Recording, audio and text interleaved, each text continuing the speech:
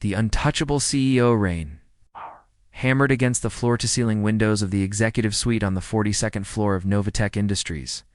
Blake Anderson stood motionless, hands clasped behind his back, watching Seattle's skyline disappear into the November fog. At 37 years old, he had built Novatech from a garage startup into the Pacific Northwest's leading artificial intelligence company. It's worth $3 billion and growing. His corner office reflected his personality: minimalist, cold, efficient. Steel furniture, monochrome art, not a single personal photograph anywhere. The intercom crackled. "Mr. Anderson, the senior staff meeting begins in 8 minutes," announced Patricia, his executive assistant of 6 years. Blake didn't respond. Patricia knew better than to expect acknowledgement. She had learned long ago that silence meant he had heard. Blake adjusted his charcoal suit, handmade in London, and checked his reflection in the glass. Steel blue eyes stared back, eyes that made junior executives stammer, that silenced boardrooms, that could strip away confidence with a single glance. He had perfected the art of intimidation over 15 years, turning it into a weapon as sharp as any business strategy. The conference room fell silent the moment Blake entered. 14 department heads sat around the obsidian table, each avoiding direct eye contact. He took his seat at the head, opening his tablet with precise movements. No greeting, no small talk, just business. "Revenue projections for Q4, Blake stated, his deep voice filling the room like distant thunder. Jennifer Wu, the chief financial officer, cleared her throat nervously before beginning her presentation. Her hands trembled slightly as she clicked through the slides. The numbers appeared on the massive screen: 22% growth, exceeding all forecasts. 22%, Blake repeated, his tone heavy with disapproval. "Last quarter we achieved 26%. Can someone explain why we're trending downward?" "Sir, considering the current market volatility and increased competition from emerging startups, 22% represents solid performance," Jennifer attempted. But her voice faltered when she met Blake's icy stare.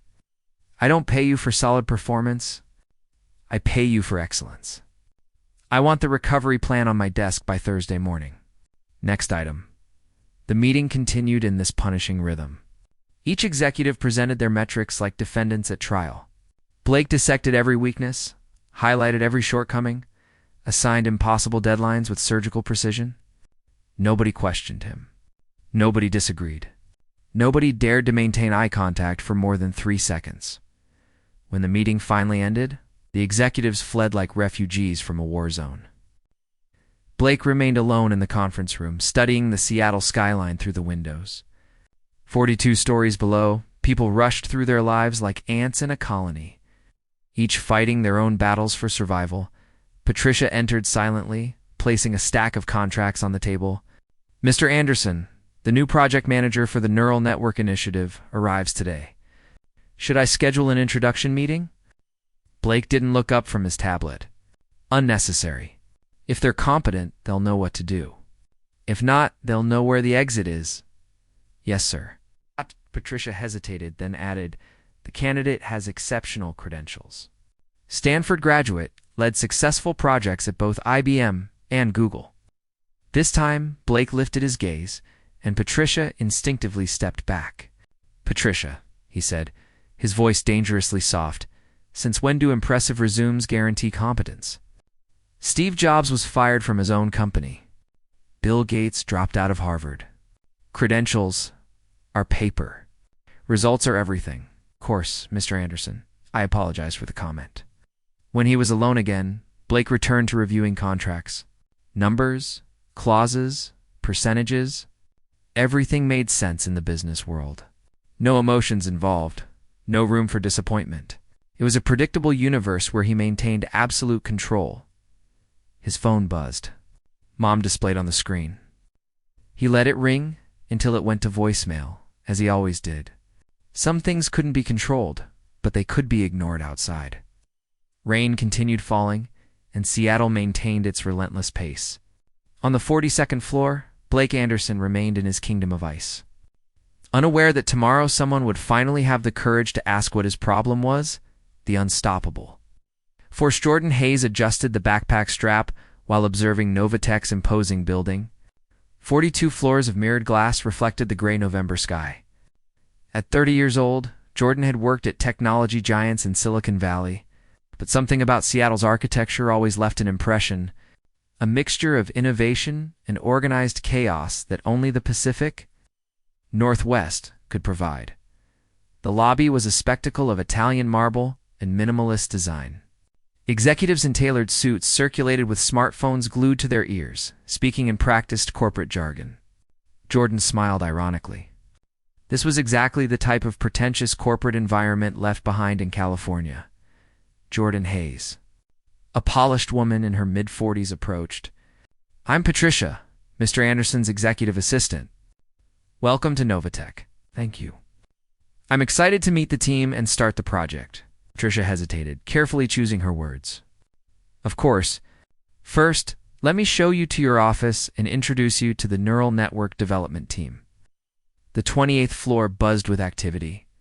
Developers typed furiously at their workstations, surrounded by multiple monitors and cold coffee cups. The environment was familiar. The smell of heated electronics, the constant sound of keyboards, and hushed conversations about algorithms and deadlines. "Everyone, this is Jordan Hayes. Our new project manager, Patricia, announced to a team of 10 people. Jordan will be leading the neural network platform development." The greetings were cordial, but Jordan noticed something strange in the atmosphere. There was an underlying tension, as if everyone remained constantly alert for something. During the first team meeting, Jordan discovered why. "Mr. Anderson makes surprise visits," explained Trevor, a senior developer in his early 30s with deep circles under his eyes. "When he shows up, everything better be working perfectly." "Is he very demanding?" Jordan asked, organizing project documents. The team exchanged meaningful looks. Rachel, a junior programmer, answered, "Demanding is an understatement. HR jokes that he has a built-in incompetence detector." "Last month, 4 people quit. Couldn't handle the pressure," Trevor added. "He doesn't just critique your work. He makes you question whether you belong in this industry at all." Jordan frowned. Working with difficult bosses wasn't new, but something in the team's tone was concerning. It wasn't just professional pressure. There seemed to be genuine fear. The afternoon passed quickly as Jordan familiarized with the existing code and project. The system they were developing was sophisticated, an advanced neural network for predictive data analysis. It was exactly the type of technical challenge that motivated innovation. Around 5:30, when most of the team had left, Jordan continued working. Deep in analyzing a machine learning algorithm, Jordan didn't notice when someone stopped behind the chair. "Working late on your first day," the deep voice was startling. Jordan spun around to find a tall man in an impeccable suit, observing with steel blue eyes. Even without introductions, Jordan knew immediately who he was. Blake Anderson had a presence that filled the entire space. "Mr. Anderson," Jordan said, standing up, "I'm getting familiar with the project." Blake walked slowly around Jordan's workstation, like a predator evaluating prey. His eyes scanned the monitors, scattered notes, and code open on the screen. "Stanford graduate experience at IBM and Google," he said without looking away from the screen. "Impressive resume. But tell me, Mr. Hayes, why would someone with your background leave Silicon Valley to work in Seattle?" The question was direct, almost accusatory. Jordan recognized it as a test. Years of corporate experience had taught how to recognize when someone tried intimidation tactics. "Because here, I can make a real difference," Jordan responded, maintaining eye contact. "In Silicon Valley, I was just another talented engineer. Here, I can contribute to building something genuinely innovative in emerging markets." Blake raised an eyebrow, clearly not expecting such a direct answer. He moved closer, and Jordan could smell the expensive cologne mixed with a subtle coffee aroma. "Innovation is an overused word lately," he said, his voice dropping a tone, especially by people who confuse creativity with competence. This was the moment when most employees would lower their heads and mumble apologies. But Jordan wasn't most employees. Jordan crossed arms and stared directly at him. "Mr. Anderson, can I ask you a question?" "You may. What's your problem?" The silence that followed was almost tangible. Blake blinked once, twice, as if unsure he had heard correctly. In his 15 years building Novatech, nobody had ever asked him such a direct and disrespectful question. "Excuse me?" His voice was dangerously low. "You treat your employees like enemies. You create an environment of fear where people are terrified of making mistakes. That's not leadership. That's tyranny. So I'm asking again, what's your problem?" Blake remained motionless for long seconds, processing what he had just heard. His steel blue eyes narrowed, and Jordan could see a storm forming behind them. Prepared to be fired on the spot, something unexpected happened. Blake stepped back, genuine surprise crossing his face, for a fraction of a second before returning to his usual mask of coldness. "Interesting," he murmured, more to himself than to Jordan. "Very interesting." At another word, he turned and left, leaving Jordan alone with a racing heart and the certainty of having just crossed a line from which there was no return outside. Seattle's night began swallowing the city, and on the 42nd floor, Blake Anderson stared through his office window, repeating a question nobody had ever had the courage to ask. "What's your problem?" For the first time in years, he didn't have a ready answer. Sleepless nights and hard truths. Blake couldn't sleep that night. His penthouse in downtown Seattle, 3,000 square foot space with panoramic city views, felt more silent than usual. He stood on the balcony until late, watching Seattle's lights flicker like terrestrial stars, while Jordan's question echoed in his mind. "What's your problem?" 5 simple words that had cracked the armor he had built over the years. Blake poured himself a glass of single malt scotch and sat in his Italian leather chair, trying to understand why that person had affected him so deeply. At 9 years old, Blake had learned that showing weakness was dangerous. His father, a failed businessman who transformed frustration into rage, taught him that lesson with harsh words and harsher punishments. "Men don't cry, Blake. Men dominate or get dominated." Those words had shaped his entire existence. The next morning, Blake arrived at the office even earlier than usual. Patricia was already waiting with his agenda and perfectly prepared coffee. "Mr. Anderson, you have 4 meetings this morning and a video conference with Tokyo investors at 2 o'clock, she said.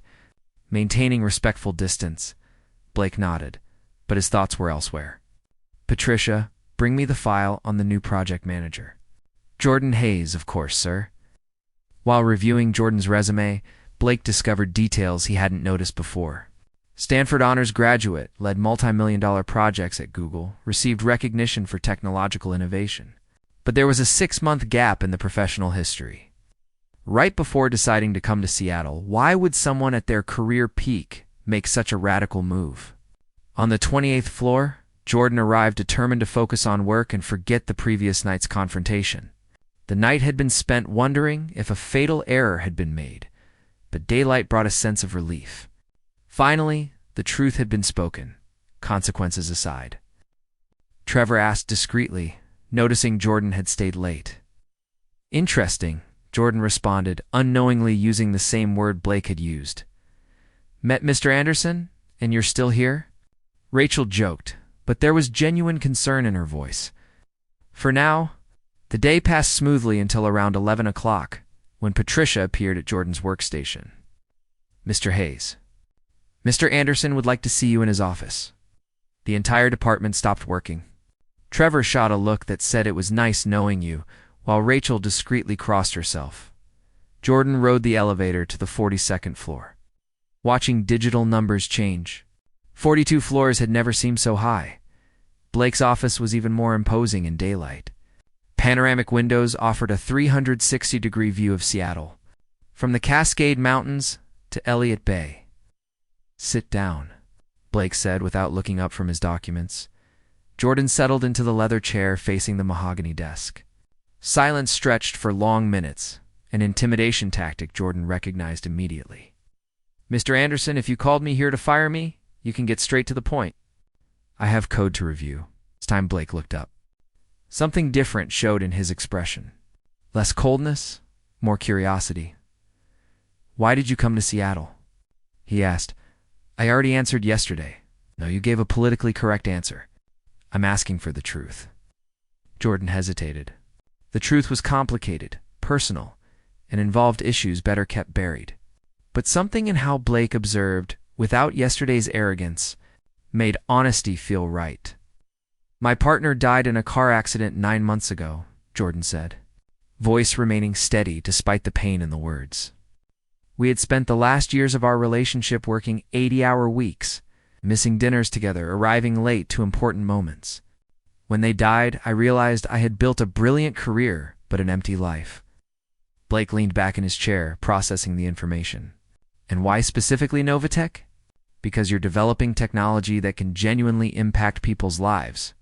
Neural networks for early disease detection, optimization systems for resource distribution, educational platforms for underserved communities. That means something. Do you believe you can make a difference here?" "I know I can." Blake stood and walked to the window. Outside, Seattle teemed with its 5 million inhabitants, each fighting for their dreams and survival. "Do you know who the last person to say something similar to what you said yesterday was?" he asked, without turning around. Jordan waited. "My mother. I was 17, getting expelled from school for fighting with a classmate who mocked our financial situation. She looked me in the eyes and asked, 'Blake, what's your problem? Are you going to let anger destroy your future?' He finally turned, and Jordan could see a vulnerability he rarely showed. Since then, nobody has had the courage to question me so directly. Everyone prefers talking behind my back, gossiping at the coffee machine, complaining in group chats. And does that bother you?" Blake gave a bitter smile. "It bothers me that they're cowards. It doesn't bother me that they're afraid. Fear is efficient. Fear is also limiting," Jordan countered. "A fearful team doesn't innovate, doesn't take risks, doesn't grow. It just executes. What would be the alternative? Respect, trust, real leadership." Blake returned to his seat, studying Jordan's face as if trying to decode complex programming. "You have 1 week to prove you're right," he said finally. "I want to see concrete results on the neural network project. If you can extract from your team what I couldn't achieve in months of pressure, maybe I'll consider adjusting my approach. If I don't succeed, then you'll discover that my methods, however unpleasant, are effective." Jordan stood, extending a hand. "I accept the challenge." Blake looked at the extended hand for a moment before shaking it. The contact was brief, professional, but for the first time in years, he didn't feel the need to establish dominance through an overly firm grip. When Jordan left, Blake remained alone in his office, looking at the hand that had touched theirs. It was strange. For the first time in a long while, he was genuinely curious to see what would happen next. Building bridges instead of walls, Jordan descended to the 28th floor with a mixture of determination and nervousness. 1 week, 7 days to prove a more humane way of leading existed without sacrificing productivity. Everyone's eyes were watching, not just the team, but the entire department that had witnessed survival of the meeting with Blake. "So, still employed?" Trevor asked as soon as Jordan approached. "For now," Jordan responded, pulling up a chair. "Everyone, we need to talk. All of you." The team gathered around Jordan's workstation. 10 developers with dark circles, tense postures, and expressions of people who had grown accustomed to working under constant pressure. "First question," Jordan began without fear of reprisals or filters. "What do you really think about this project?" Silence. Exchanged glances. Rachel bit her lower lip. "You can speak," Jordan insisted. "I'm not Blake. I won't fire anyone for having an opinion." Trevor was first to speak. "Honestly, the code is a mess. We started with one architecture, changed 3 times because of suggestions from above. Now we have a system that works but is impossible to maintain. The machine learning algorithm is overfitted," Rachel added, gaining confidence. "It works perfectly with test data, but will fail in the real world." "And the deadline?" Jordan asked. "Unrealistic," responded Carlos, a senior developer who rarely spoke. "To deliver something functional on the current schedule, we'll have to cut so many features the final product will be mediocre." Jordan nodded, taking notes. "Great. Now tell me, if you could restart the project from scratch, how would you do it?" Eyes lit up. For the first time in months, Someone was asking for their technical opinion, not just demanding results. "I'd change the entire data architecture," Trevor said enthusiastically. "Use microservices instead of a monolithic application. And I'd implement a real cross-validation system in the machine learning," Rachel completed. With diversified data, not just what we have here, the conversation flowed for 3 hours. Ideas emerged, were debated, refined. Jordan realized the team was extremely talented but had been silenced by fear. "Perfect," Jordan said finally. "Now I'm going to make a crazy proposal. How about we refactor the entire project in the next 6 days?" "In 1 week?" Carlos seemed incredulous. "That's impossible, not if we truly work together." "Trevor, you handle the new architecture. Rachel, machine learning is yours. Carlos, you coordinate the back-end team.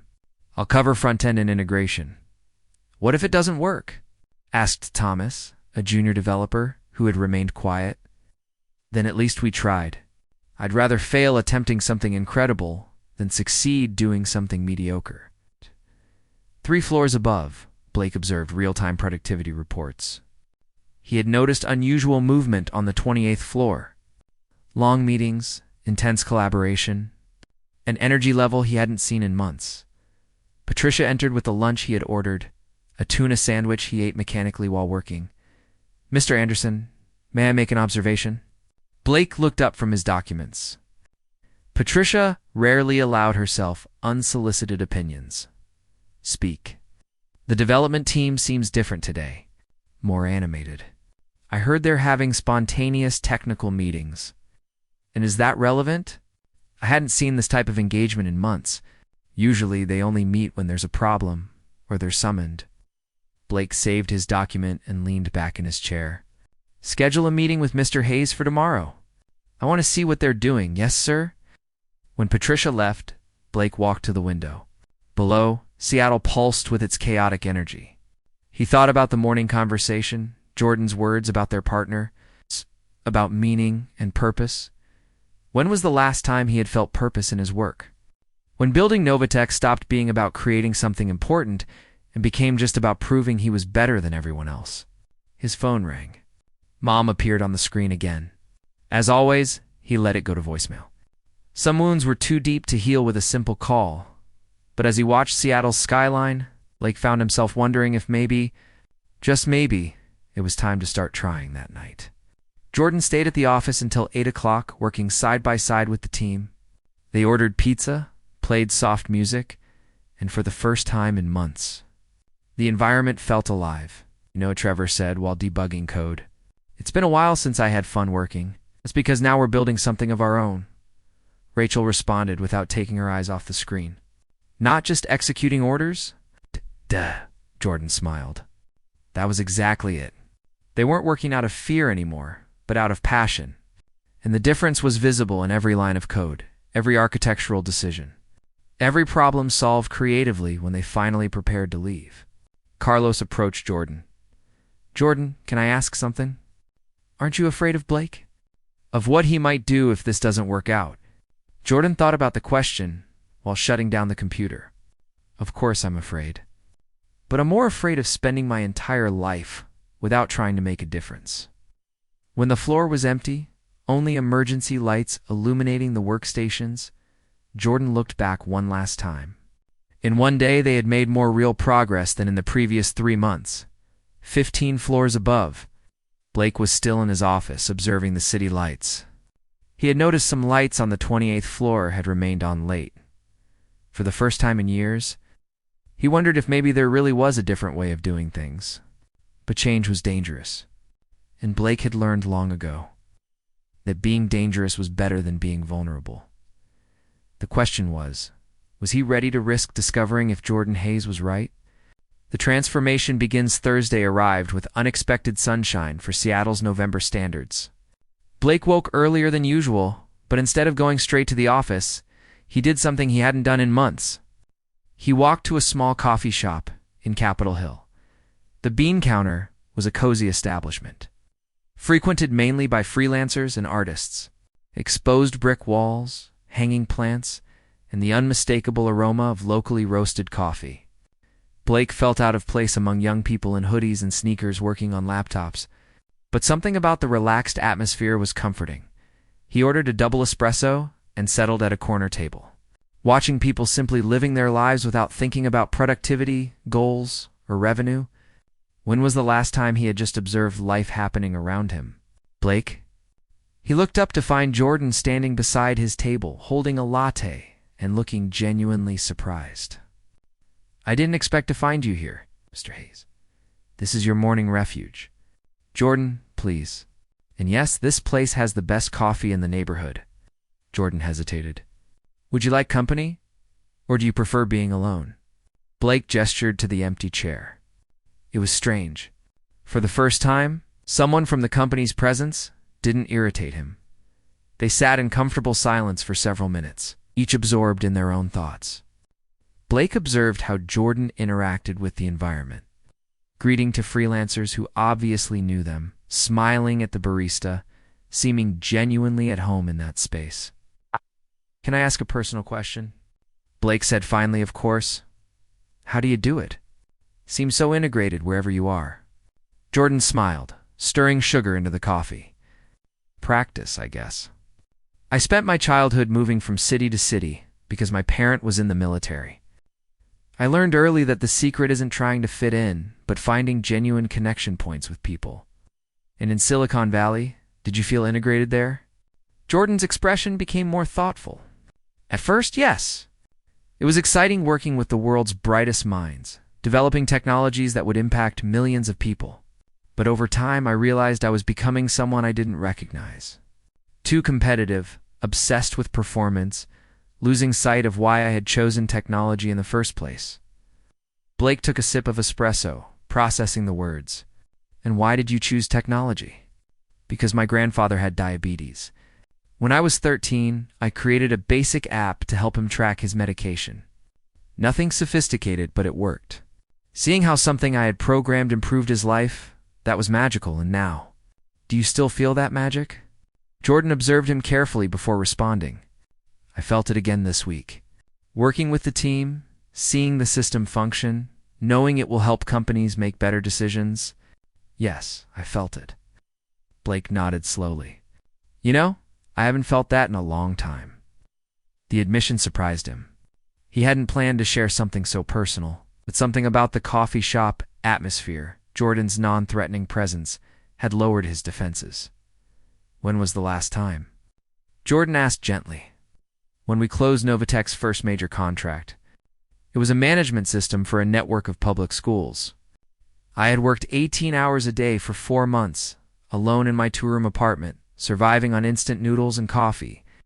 When it finally worked... Blake paused, lost in the memory. "When it worked, you felt like you were changing the world," Jordan completed. "Exactly." He looked at Jordan with an almost vulnerable expression. "How did you know?" "Because every developer has that story. The moment when we realize code can be real transformation." A group of students entered the coffee shop, bringing youthful energy and animated conversations about a weekend hackathon. Blake watched them with a mixture of nostalgia and melancholy. "Do you have family, Blake?" The question caught him off guard. "No children. Never had time for lasting relationships." "And do you miss having a family?" Blake hesitated.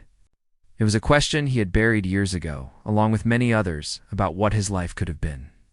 Sometimes he admitted, "Especially when I see what I've built and realize I have nobody to share it with. Lonely success is empty." Jordan nodded. "My partner always said that success without meaning is just pretty noise." Your partner sounds like they were a wise person." "They were." Jordan paused. "And you? Are your parents still alive?" Blake's expression hardened instantly. "My father died 6 years ago. My mother is alive, but we don't talk. May I ask why?" Blake remained silent so long Jordan thought he wouldn't answer. When he finally spoke, his voice carried years of repressed hurt. "Because she never defended me. When my father humiliated me, she stayed quiet. When he said I'd never amount to anything, she lowered her head. When I left home at 19, she begged me to return, but never asked him to stop." Jordan felt the weight of pain in his words. "And does she still try to contact you?" Calls every week. I let it go to voicemail. Blake, Jordan said softly, can I tell you something I learned when it was too late? He looked at Jordan, waiting. Forgiveness isn't about forgetting what happened. It's about freeing yourself from the weight of carrying anger.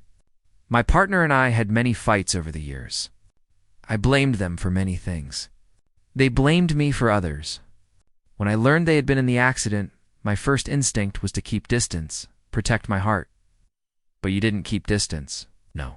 And it was the best decision of my life. Not because they changed, or because the past was erased, but because I chose love despite the imperfections. Blake finished his espresso, savoring not just the coffee, but the first genuinely personal conversation he'd had in years. You're suggesting I should call my mother? I'm suggesting you consider the possibility. Not for what she did or didn't do, but for what you might gain if you choose connection instead of isolation. They remained in silence again, watching life happen around them. Blake realized that for the first time in a long while, he wasn't thinking about work, goals, or control. He was simply present. In his coat pocket, his phone vibrated. Mom appeared on the screen. For the first time in 6 years, Blake didn't let it go to voicemail. He answered, "Hello." The voice on the other end trembled with surprise and emotion. Blake closed his eyes, leaning against the coffee shop wall, listening to his mother try to control her tears. "Shh, Mom," he said, and the word came out rougher than expected. "How are you?" The week that changed everything, the conversation with his mother, lasted 40 minutes. 6 years of hurt didn't dissolve with 2 sentences, but Blake could feel something moving in his chest. A crack in the wall he had built around his heart. When he hung up with the promise to visit her on Sunday, Blake remained at the coffee shop, watching people pass by. Couples holding hands, parents chasing small children, grandparents sharing popcorn with grandchildren. Everyday scenes that suddenly seemed extraordinary. His phone rang again. Jordan's name appeared. "Sorry to bother you on your day off," Jordan said, "but I wanted to let you know the team is so excited about the project that they came in to work today, voluntarily. They're implementing extra features. On Thursday, Trevor brought his girlfriend to see the office. Rachel is teaching Thomas his machine learning tricks. It's beautiful to watch."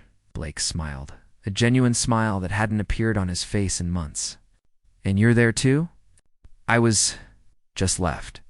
They don't need me supervising anymore. They're working out of passion, not obligation."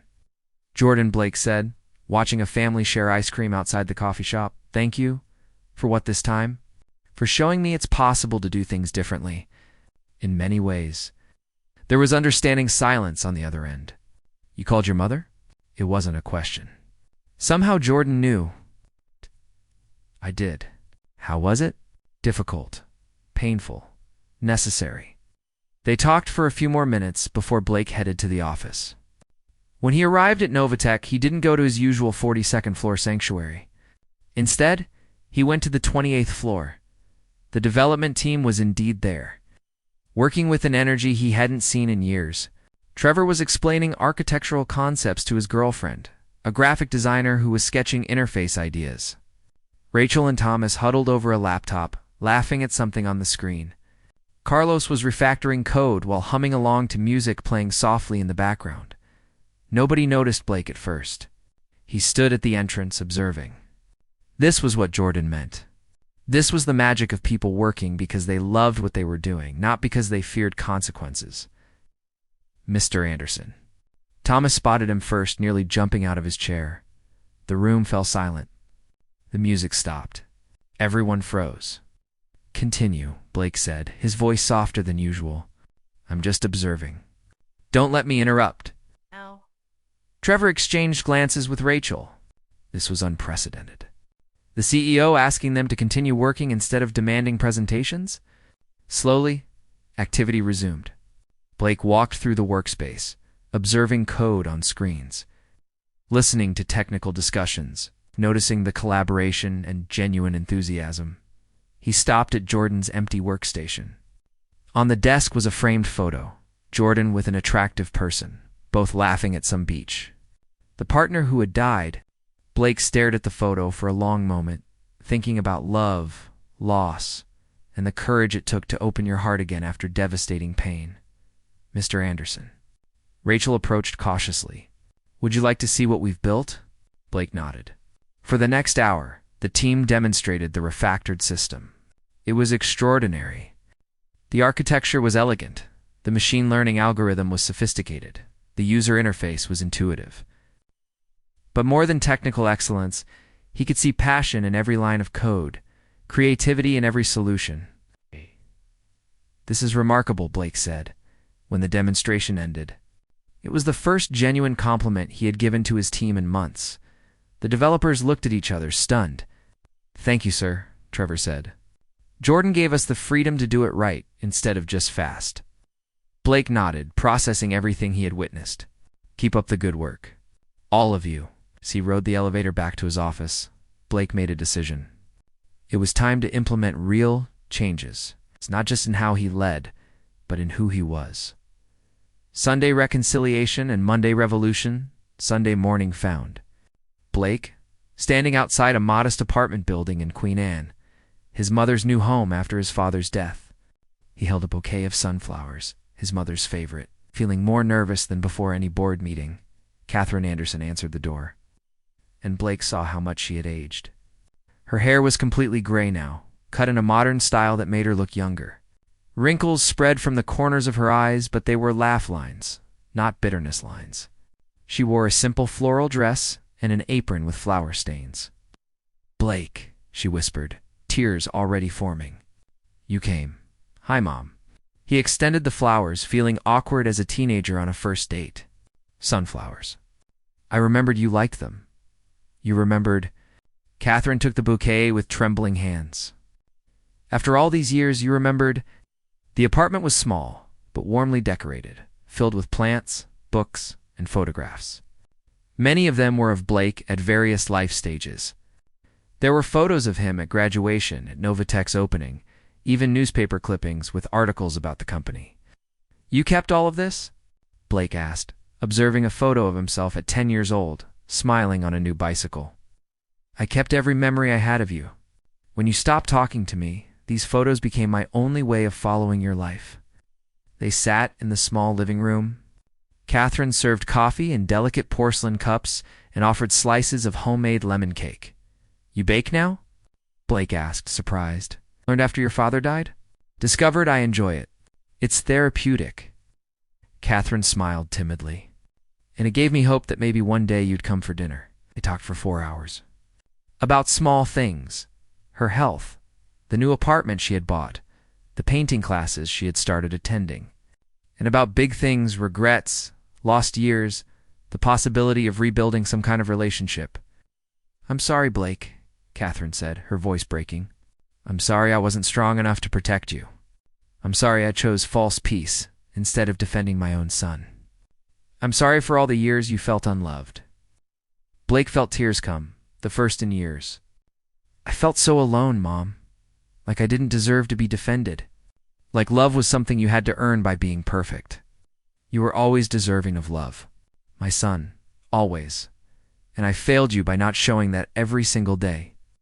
When Blake left that evening, with promises to return the following Sunday, something fundamental had shifted inside him. Forgiveness wasn't a single moment, but a process. And he was ready to begin that journey. Monday morning, Blake arrived at Novatech with a new energy. He called an emergency meeting with all department heads and senior managers. Effective immediately, we're implementing several changes, he announced to the surprised group. First, every Friday will be Innovation Day. Employees can work on personal projects that interest them. Second, we're establishing reverse mentorship. Junior employees will mentor executives on emerging technologies and new perspectives. Third, monthly open forums where anyone can question any decision or suggest changes directly to leadership. The conference room buzzed with whispered conversations. Mr. Anderson, Jennifer Wu. The CFO raised her hand.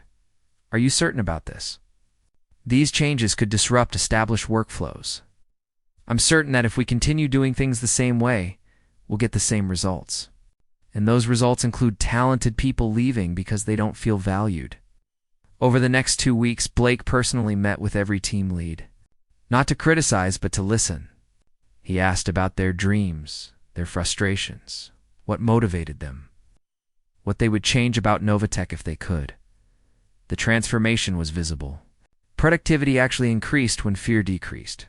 Innovation flourished when people felt safe to experiment. The company culture began shifting from toxic competitiveness to collaborative excellence. Jordan watched these changes with quiet pride. During their now regular morning coffee meetings, Blake shared his progress.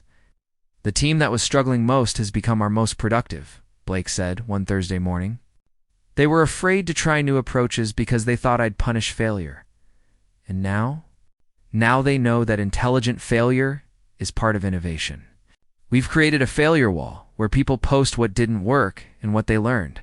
It's become our most valuable resource." Jordan smiled.